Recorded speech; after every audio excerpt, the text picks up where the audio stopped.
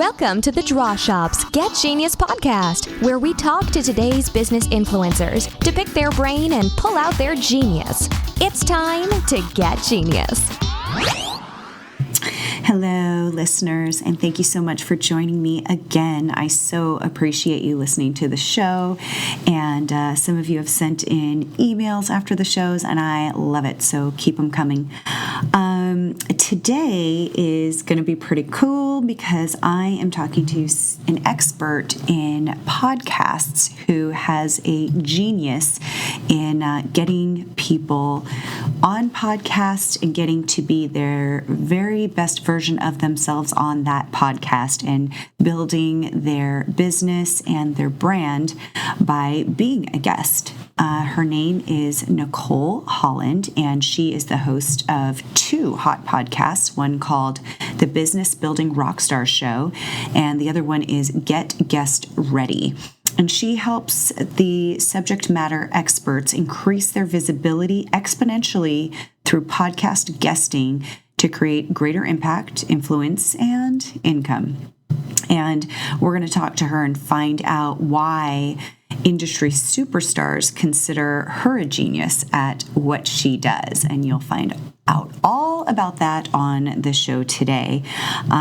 She's been referred to as a game changer, thought leader, innovator, and a super connector. And when you listen to her, you'll find out exactly why. She's been named by Huffington Post as one of the 50 must-follow women entrepreneurs in 2017. That's a pretty big deal. She was rated new and noteworthy by iTunes. So awesome. And she was featured in trending publications like Ford, Entrepreneur Magazine, Huffington Post, and she's a regular guest on podcasts herself. She hosts virtual summits, and she does live events as well, and she's guests at events all across the country. She's really dedicated to her clients who are entrepreneurs, business owners, authors, with powerful missions. That's important to her, that they have that, because she's all about helping them get their message across and helping them succeed on those missions by increasing their visibility and profitability through very leading edge marketing strategies. We go into a couple of those today, but she's got a ton of information on her site, and she's just awesome. So she's like definitely my new friend, and I'm excited to actually meet her in person. But her site is called interviewsthatconvert.com, and she we'll have something special for you and a special link towards the end of the interview if you stay listening. But we've got lots of good stuff that we're going to be talking about, like how do you know if you're even ready to be on a podcast? Is the right choice for you to start being a guest on other people's podcasts? Do you want to start your own podcast? And what are the places and events that you should be attending if that is something you want to get into? And what kind of preparation do you need, or do you? Just all kinds of audience style questions. Who's the audience you're speaking to?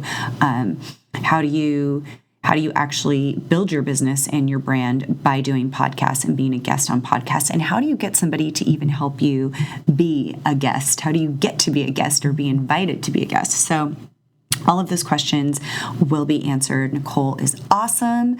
So please enjoy the interview. Make sure you listen out at the end and enjoy. Hey, Nicole, thank you so much for hanging out with me and chatting today. Absolutely. I'm so stoked to finally be here. Yay. Thanks, Summer, for having me. Yeah, this is going to be really fun because your favorite topics are my favorite topics. So awesome. We've got we both love marketing. We're both geeks in a lot of ways. I mean that as a compliment. Yes. Oh my gosh, I love being a geek. Good, because we're going to totally geek out today.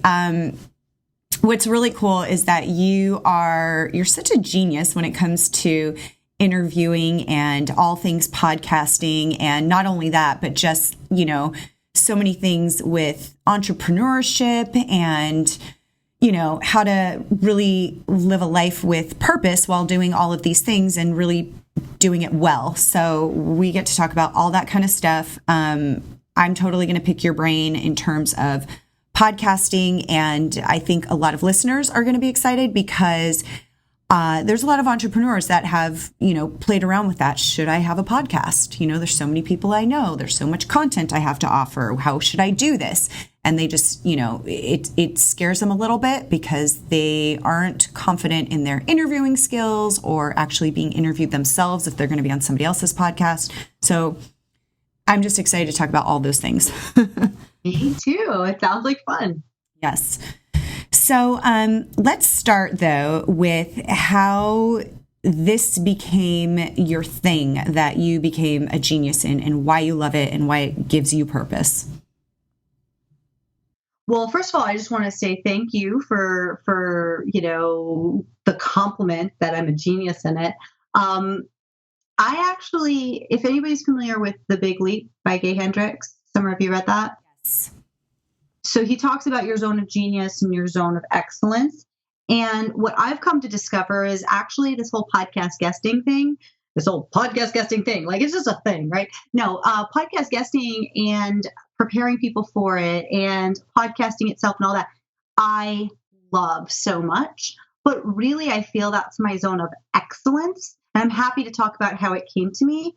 My zone of genius is the strategy and being able to see people's vision, what they want for themselves, and back it up to create step-by-step little things. Like I was talking with somebody last night, and I said, she's not quite a client yet. And I said, I'm hearing this. And I said, are you willing to take action on this? Can I give you some homework? And she's like, well, I don't know. And I'm like, well, I'm not going to give it to you if you don't, if you're not sure. I got to tell you yes before you'll tell me. I said, well, yeah. Like, are you willing to do something about this or are you not? And she said, okay, but I just don't want something like really, that's going to be really big and scary. And I'm like, that's not how I work. You've got the big and scary dream that you have spent years not getting to. So what I need to do is give you something that's really small and easy to work with, right? And she said, oh, okay. And then I told her just one little languaging shift, just one thing where when you are aware that you're saying this, I want you to say this instead. She's like, that's it? Oh, yeah. That's how you become a rock star. That's how you get the visibility you want, by doing little steps that lead you to the big goals. And so that's really where my genius lies, in being able to translate people's big vision into those small steps and exits off the highway that are going to take them on the right road rather than trying to power through, in another way. So that's where I believe my genius lies. Now, with podcast guesting specifically, when I became a podcaster, which I was not passionate about, I didn't really know about, I had interviewed somebody about podcasting for my audience. And he said to me, you're pretty good at this. And if you enjoy this interviewing, you could probably do a podcast. It's a lot easier than doing a summit, because I was doing a summit at the time. So, well, I don't know. And his name's John Lee Dumas. He's got a show called Entrepreneur on Fire. And so, so like a lot of people know about that, right? He's a leader in the entrepreneurial podcasting space. And I said, this guy kind of knows what he's talking about. And so maybe it's worth listening. So I said yes to it. And I started podcasting, but I never listened to a podcast. I didn't have a vision for my podcast. And so he made me pick a date, and we had a talk, and I made the commitment, and I did it. Not really, again, having that passion for doing it, but just seeing it as a marketing strategy. So then when I started doing that, I said, I should probably, right, because I want to always see the end goal, and then how do I get to there from where I'm at? I should probably get on other people's podcasts to get the experience of what are they doing? What do I like? What do I not like? Since I'm not a podcast listener. And that's kind of how it all began. And so I became a guest and was getting out, and people would say, oh, wow, you're such a great guest. I'm like, yeah, awesome, rock on, And I'm like, I'm the star of the show, right? Not in an arrogant way, but I was thinking this is like a stage, right? Like if you're going to go speak, you got to have your shit together. Sorry, I don't know if I can swear. You got to have your stuff together. You got to be ready, right? So I did everything I could in my brain, what I could figure out to get ready, and then I would deliver. but I missed so many things that I didn't know I was missing. And so all these people are saying, oh my gosh, you're such a great guest. Thank you so much. And, people are opting in and saying, oh my gosh, I don't even know what you sell, but I want to work with you. I'm like, cool. This is really cool. And then I started really getting into it. And when I was a podcast host, I was recognizing what made a really great guest for me versus what made a guest. And I wanted to learn more. And so I started really diving into what are the characteristics? What is that underlying thread? And then I would go out on other people's shows and start testing my assumptions. And so this is how I eventually, and I was just connecting people and saying, hey, you're a great guest. I'd love to introduce you to some podcasters that I know who are great podcasters. It's going to do that. And so after about, 8 or 9 months of doing that, people were coming to me and saying, can you do this for me? I'd say, no. But I was teaching. I was talking about, here's what makes a great guest. Every one of my guests, I was telling them, hey, did you know if you do this, you'll get better sound? Or did you know if you do that, you'll get a better conversion or whatever? So I was sharing my knowledge just freely. And at the end of 2016, I finally said yes to somebody who was a guest who I wanted to help them get more leverage because I believed in what they were doing. And they really pushed me to do it for them. And that is how, coming back to your original question, that was a few minutes ago, I'm rambling on, that was how Interviews That Convert was built. And so I help people get on podcasts. I pitch them, like I do the booking, but not only that, I work with them on the back end to understand this is how you can achieve your big goal, leveraging this platform. Does that make sense? Absolutely. Yes. So why do you think that being a guest on a podcast, let's just go from that perspective, that side first, and then we could talk about actually being, a host of a podcast. Why do you think that that's so effective? And is it for everyone to grow their brand and their business? Or is it industry specific? I love this. Okay, so there's 3 things here. Number 1, it's not industry specific so far as I can tell. I've yet to figure out an industry that it won't work in. However, to your second point, it is not for everyone. If you don't love communicating, if you don't love having real relationships, if you don't love the spoken word, it's probably not the best avenue for you. Like blog or find something else. But podcasting is very, very personal. Excuse me for just a minute. I just have to clear my throat. Podcasting is very, very personal, right? So the listeners who are listening to us right now, I'm hoping are leaning in because they're interested in what I'm talking about as I'm talking. And when I stop talking and you're talking, they're leaning in because they know you. They love you. They tune into your show regularly because they know that you can get the goods from your guests that nobody else can get. And they know that you're going to get just the right guests for them. And so the listeners fall in love with the host, right? And the host is able to bring on guests that resonate with their audience. I always say it has to be audience first. And that's where you get that perfect chemistry. And that's what makes an amazing podcast, whether you're a podcaster or you're a podcast guest or you're a listener. You have to have that triad of connection and chemistry for the fireworks, right? It's just like in any relationship. So when people are looking at podcast guesting as, oh, this is a hot thing, I want to ride this rocket, I'm going to go out there and I've got my messages and I'm going to tell people and I'm going to get people on my list and they're going to buy my book and I'm going to get publicity. It usually does not work well for them because their reasoning for getting on the shows is not connected. And podcasting is a connected medium. Podcast guesting is a connected medium. There are plenty of shows that really are just for their less connection and they're more like factual and and then there's of course the comedy shows and all that. But in our industry, in the business landscape, if you're going on podcasts to get more visible by your ideal clients, customers, and buyers, then you want to get on shows that are aligned, that the chemistry is right between you and the host and also you and the listeners. Does that make sense? Absolutely. It totally does. So how does somebody need to be prepared to be a guest on a podcast? Some people are. It's funny because I actually did an interview a few weeks back, and the guy that I was interviewing was at the end just like, how was I? Was that okay? And this is a guy that speaks on stage pretty often, and he's very, very comfortable on stage. When it came to doing a podcast, he felt very out of place and kind of under the microscope, just like, he was nervous, whereas he totally owns it on stage.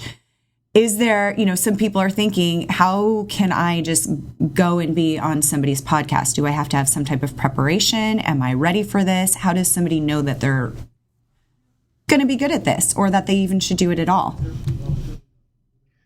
Yeah, so this is kind of a big question, right? And everybody is going to be different because it's just like dating. You have to go through dates that are not your forever partner. You're not going to,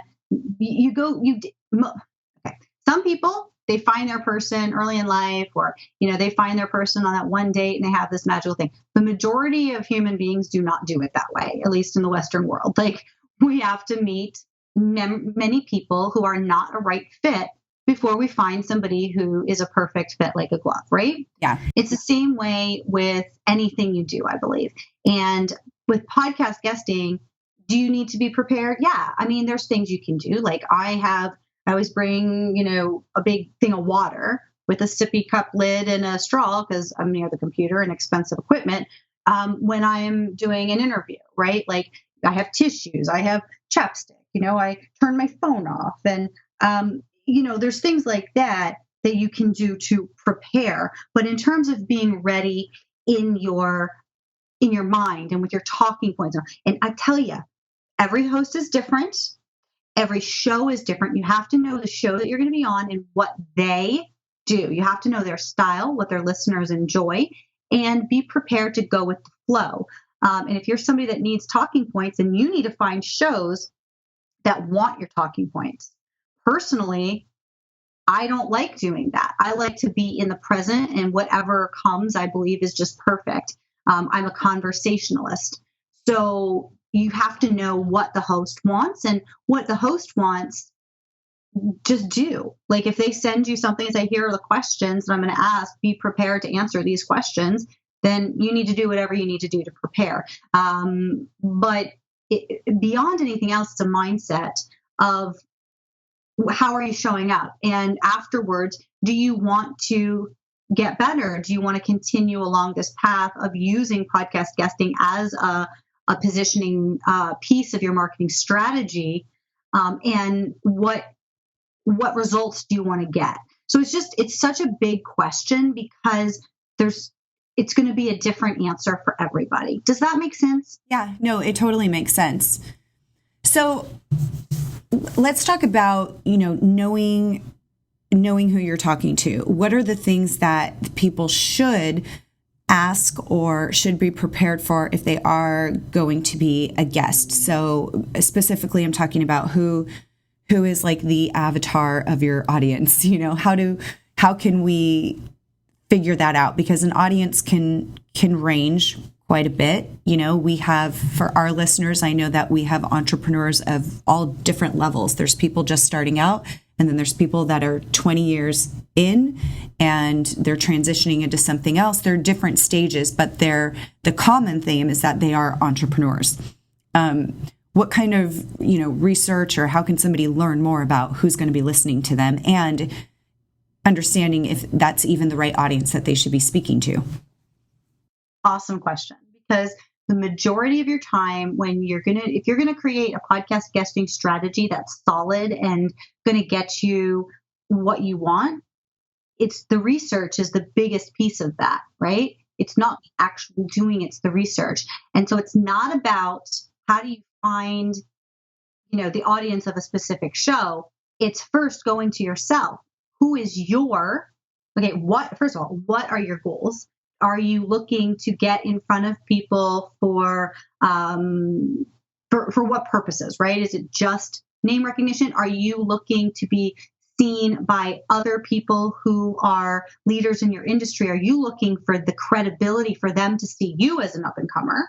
Or are you looking to get to your target clients and customers, right? What are your goals? Like, who are you trying to communicate with through this? Are you just looking to put some specific names like in your as seen on? Like, what are your goals? Then you also need to know who is your ideal buyer or person you want to reach, right? How do they consume content? Are they even podcast listeners? And if they are, ask them, what do you listen to? There's so many opportunities, whether it's via email or social media or however you're communicating with your audience, whether you are just starting out or whether you've got, a multi-million-dollar company, is immaterial. You connect with your audience and you find out through whatever ways, whether it's market research from, your company, or whether it's just you doing a Facebook Live and saying, hey, or even just a post on your blog or an email or whatever, and saying, hey, so I was just looking at this podcasting thing. It's all new to me. What shows should I be listening to? They're not going to tell you shows that they don't listen to themselves, right? So there's one thing. Or you can even just say, I'm going to start doing some podcast guesting. What shows do you think I have to be on? And then they're going to help you there too, right? And if it depends, as long as you're talking to the right people, right? You just don't just go into a Facebook group and say, hey, what show should I be on? Or what, no one knows you. You have to talk to your ideal and perfect clients. And the more perfect the people are for you, the more perfect the answers they give you are going to be. And that's really the path of least resistance. And you take that information and then you go listen to those shows. I do a thing where I go, for my clients that I do bookings for, and then also for myself, I'll be like, is this somebody that I would like to have dinner with? Could I have a beer with this person and enjoy myself? And if the answer is no, then that's not a show for me. It doesn't even matter about their listeners. Like, that's just a no off the bat for me. And I'll do the same thing for my clients. In fact, I'm still getting messages today from a podcaster and a client that I connected. They did their interview yesterday, and it's like they're just gushing over. They're like soul sisters, and like they're the same person in so many ways. And now they're doing these collaborations, and it's like all this amazing magic is happening. And that's because I'm very intentional about not just the audience, but the connection of the host and the guest. Because Summer, your people don't know who the heck I am, but they know who you are. And going back to that, they trust you, they adore you, they are tuning in for you. If you think I'm the bee's knees, then that gives me instant credibility. If you don't know who I am, you don't care about me, and you're just having me on your show because you need to fill a space, your audience will feel that disconnect as well. And I will have to win them over in a way that I wouldn't have to if we got on well. Does that make sense? So true. That is so true. Yeah. You can absolutely feel it. I totally agree. We're very, whether we think it or not, we're very intuitive as humans. So, okay. So now we've talked about, speaking to your right audience, making sure that there is a connection really between yourself and whoever you are being interviewed by, or if you are doing the interviewing, and of course with your audience. So you could have this brilliant, wonderful podcast. And of course, just like any other service or product can be brilliant and awesome. If nobody knows it exists, then it really doesn't do much good. So how, you love marketing, I love marketing. You obviously need marketing to get people to know that you exist and listen to your podcast. So if you are somebody who's starting out, or for example, somebody else, you might be a guest on somebody's show and they might be promoting. What are the ways that you can promote yourself being on somebody's show or your own podcast? Sure. So for my clients, what I do is set up tweets, right? And I want to make sure that when they get the booking, and I do this myself, usually, sometimes I fall off. But one of the best practices is that you get the booking, awesome. You tweet it out or use, whatever social platform you're using just to say, I'm really looking forward to being on this show, right? And then once you're on the show, letting people know, hey, I just had a great interview with so-and-so. Now it has to be sincere. If it was a bomb, then obviously don't do that. You have to feel good about it. And then, so just those little things, and it's goodwill. The other person knows, hey, this person actually cares about my show. This person cares about me. And then when it comes out, putting it out again, social media is amazing. If it's a big deal, maybe you want to put it out on your email. If you have an email list, if that's a way that you're communicating with your people, it's just so specific. I've seen people do blog posts before where they're bloggers, and that's where people are, their eyes are, their audience is through the blog. So they may take some of the key points from the interview that they did and say, I was just on this show. Here's some of the key takeaways. Can't wait to, when it releases, whatever.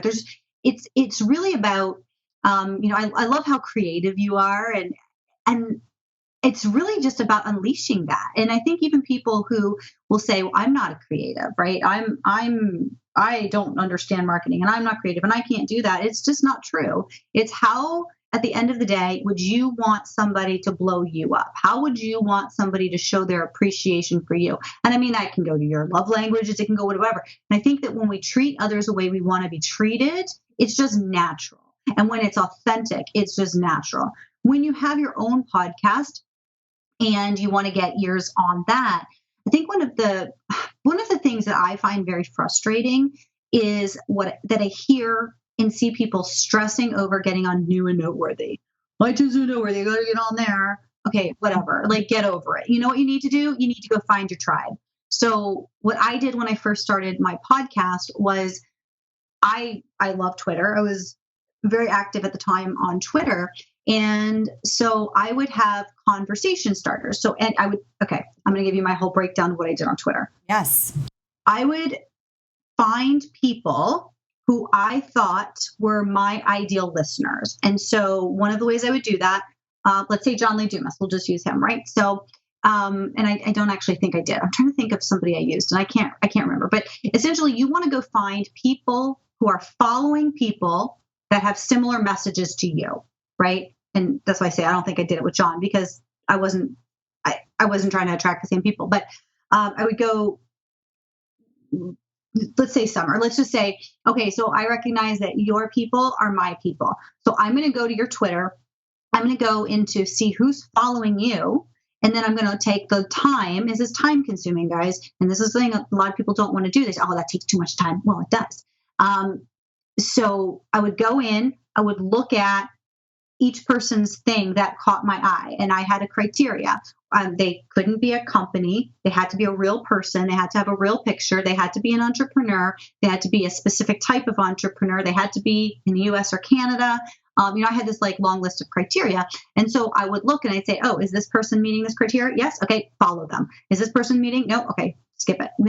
So I would follow the people that were following the people that had similar messages, styles, and what have you. Then when people followed me, I had a list of conversation starters. So it might be for an author, for example, if somebody follows me, I would go and look and say, what's this person's, profile and everything. I'd look at their thing and I'd say, oh, I see you're an author. How long have you been doing that? Or, oh, you've got a new book coming out. What inspired you to write that book or something like that? But they would be authentic conversation starters specific to the person I was messaging on Twitter. And then when they wrote back, that's a conversation. Okay. So we would have this little dialogue.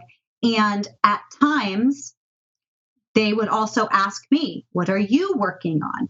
Oh, well, actually, I'm focused right now on my podcast I just launched for entrepreneurs or for authors or whatever it is their position. And the next logical question is what? The next logical question. Sorry. Yeah. Sorry. I thought you were going to continue going. Yeah. I mean, what's the next logical question? If somebody says, I'm asking about them and they're telling me about them, and then they ask me, what am I working on? And I say, I've got this brand new podcast I just launched for entrepreneurs. What's the next logical question if they're an entrepreneur? Exactly. And that's when I would share the link. Boom. Now I've got a base of raving fans. because I knew who I was serving.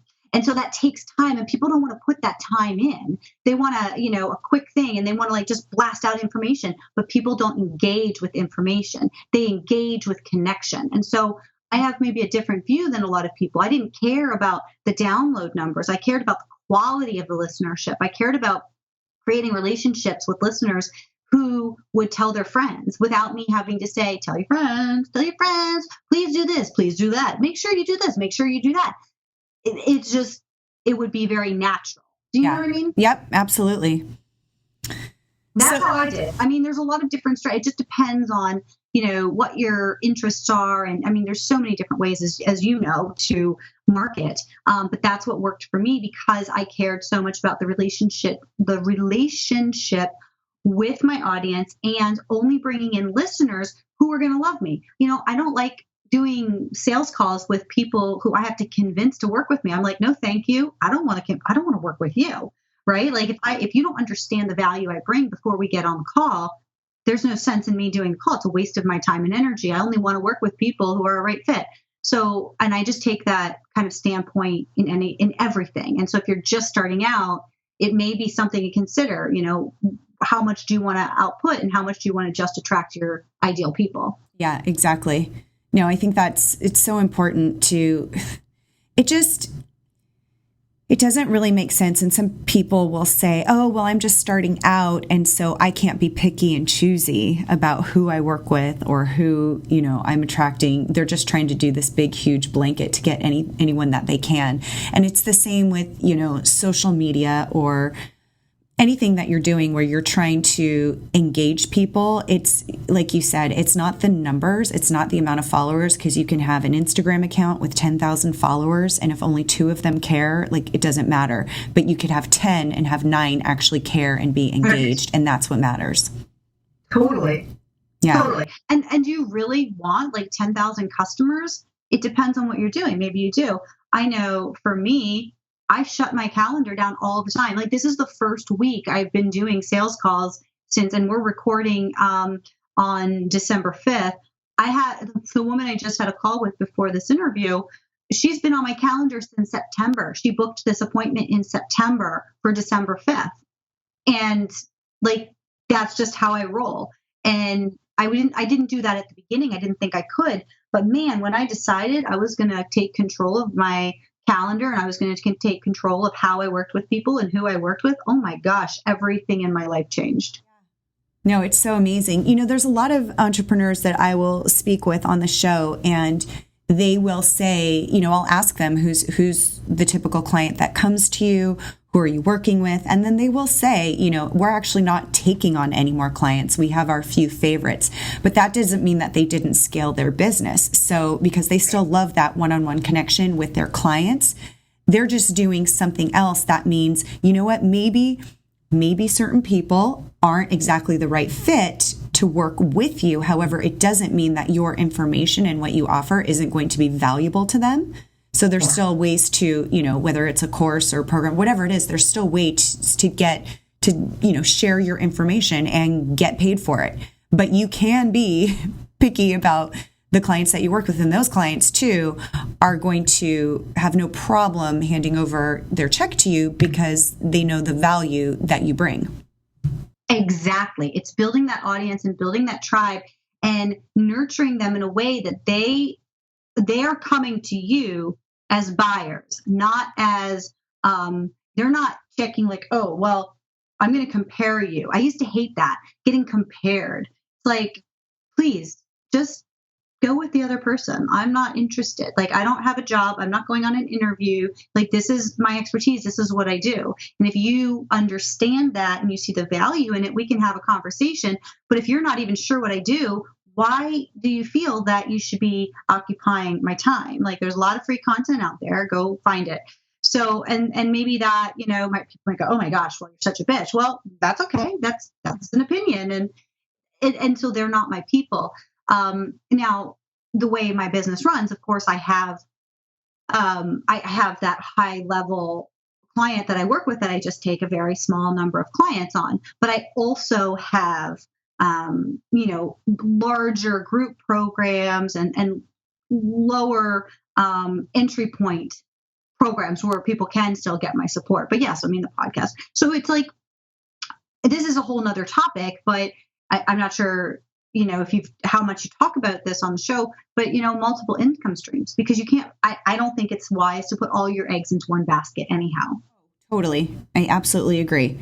And that's, but that doesn't mean at the same time to overwhelm yourself with so many different things, but there should be multiple streams. I totally agree. I love that. Let's talk about that and how you came to learn that and how you decided what those multiple streams would be. Well, it's an evolving thing for me. I mean, I've always understood multiple income streams. I mean, even when I was working, I had real estate, and you know what I mean? Like there's, so it just makes sense. Plus I'm a creative, so I like doing lots of things. But you're right. You can't overwhelm yourself with it. And so I've definitely fallen into that. But I also knew like I was putting in insane hours and over delivering and spending too much time with people, quote, too much. It wasn't too much because it was the perfect amount of time for me for me to understand how I can serve people better. So like I tried, doing a membership thing for a bit, and I had a small group, and I realized this was not my bag. I didn't want to do it that way. Then I thought, well, how can I serve people in this way and that way? So it's a lot of testing. And the way I'm serving people right now, let's see. So I've got the done for you interviews that convert business, where we work with high-level entrepreneurs and business owners to get them that visibility via podcast guesting, and it's a total done for you package. I also do high-level coaching and consulting. Specifically, up until now, at time of recording, I've been working with people online. I'm actually, this is the first time I'm talking about it publicly, but probably by the time this airs that it'll be public, but I'm actually repositioning and going into the offline space right now to go back into corporate consulting, which is something I have not done for like many, many, many years. Wow. So I'm super excited about that. But I also have the Rockstar Ready Academy, which is an online group program where I can help people at a very low cost, who are just starting out, or maybe who've been in business for a few years, but they're really struggling to actually convert that their efforts into income. And they think that by getting on television or getting on podcasts or any of that visibility focused stuff, they think it's all going to magically fall into place. And the problem is it doesn't. And so Rockstar Ready Academy is for them if they're not at the point where they can hire a publicist or hire somebody to work with at a high level, right? So let's see, that's the online program, the online coaching, the done for you, the business consulting or the corporate consulting. And I'm expecting, not done yet, expecting to do a book this year. And also I do an annual summit. So that's a 6. Yeah. I don't even know if there's anything else right now, but so that's what I mean by multiple. I think also sometimes people think, multiple streams of income has to be like totally different things. No, it just means that you have to have, and actually I said, and this is something I learned, when you're doing things that are not cohesive and congruent and all lead to the same place, it is way more work. So when you can, for example, if you're a designer, you can do, websites maybe, and you can do even, templates so that it's more of a done with you or, a DIY. You can do different levels of what you do without going in like 15 different directions. Right. Totally. And I think, if you can, with all the things that you're doing, if they're all kind of serving that same purpose. An audience. Yes. And audience, then it's a lot. It's not so overwhelming. And I think, sometimes people can be like, oh, I'm doing this, I'm doing that, but it's more just for, there's not really a reason why they're doing it outside of trying to make more money, which is fine. But it's just something that happens and makes it a lot more, feels more like you're in alignment when you're actually doing the different things that all serve that deeper purpose of why you're an entrepreneur to begin with. Totally. And the people that you love most working with.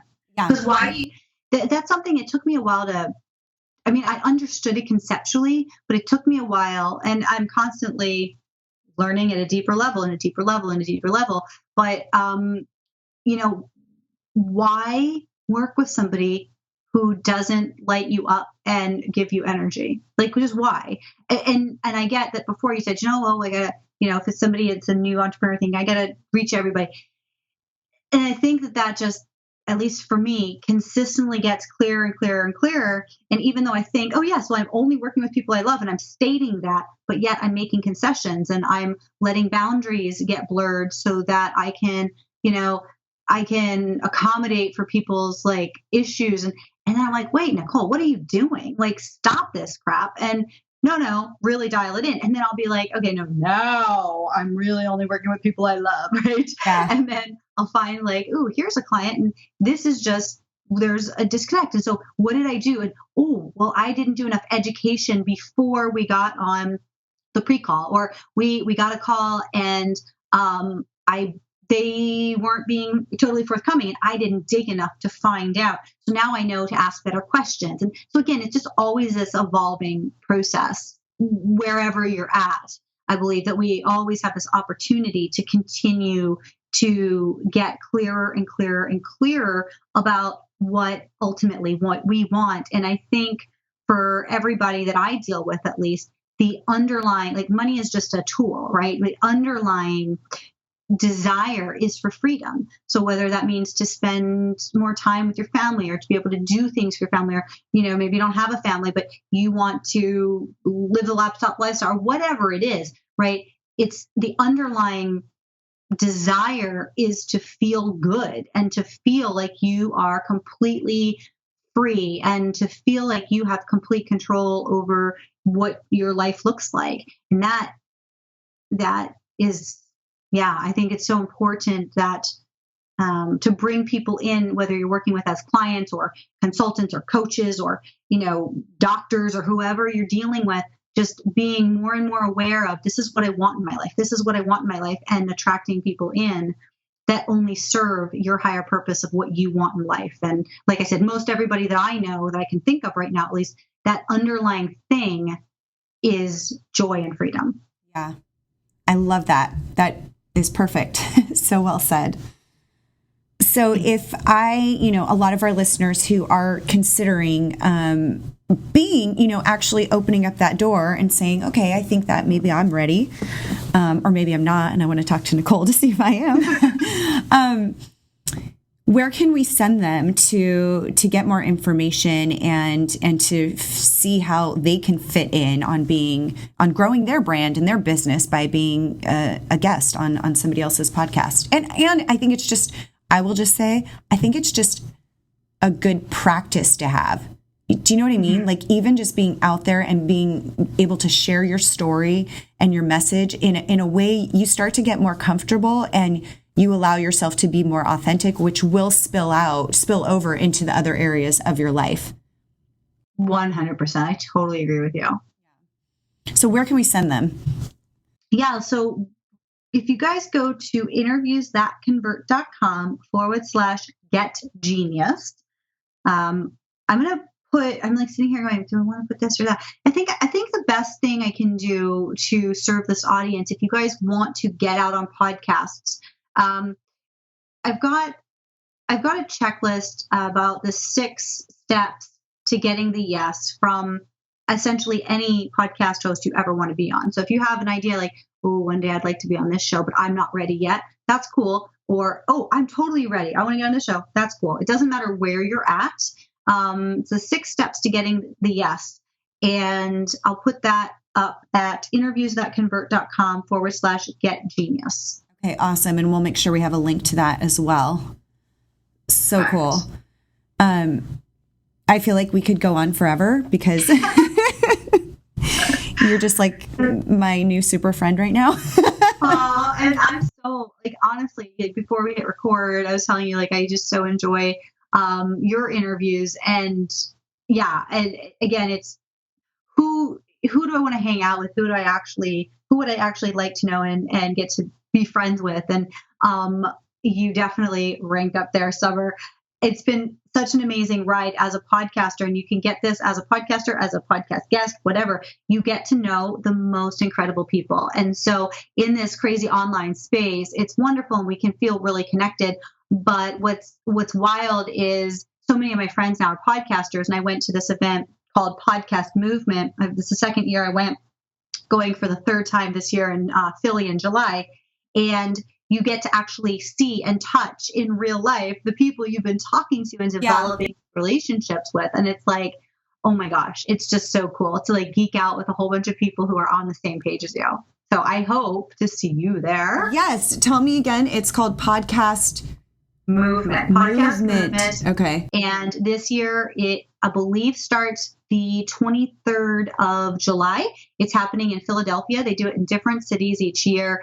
And you can find out more about that at podcastmovement.com. Awesome. Thank you so much for that. Okay. I'm definitely checking that out. And anybody who wants to become a podcaster, like hands down, if I would have known then, because if I wanted to be a podcaster before I became a podcaster, like I said, that wasn't my intention.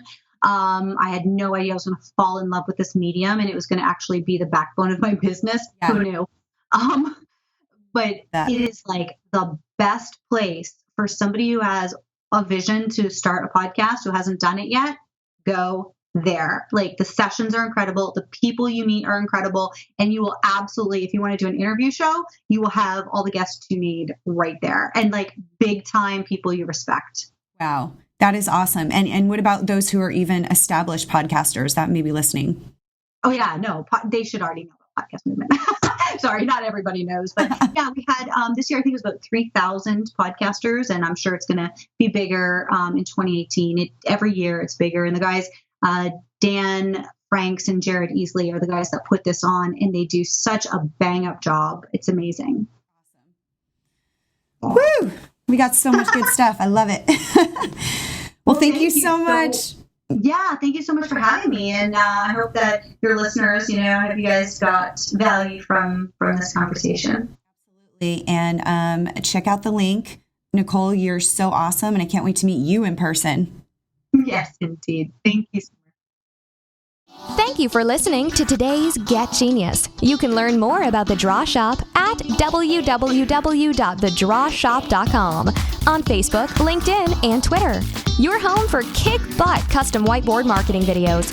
Your ideas come to life. Thanks for listening. Please share, comment, and make any suggestions for future genius guests.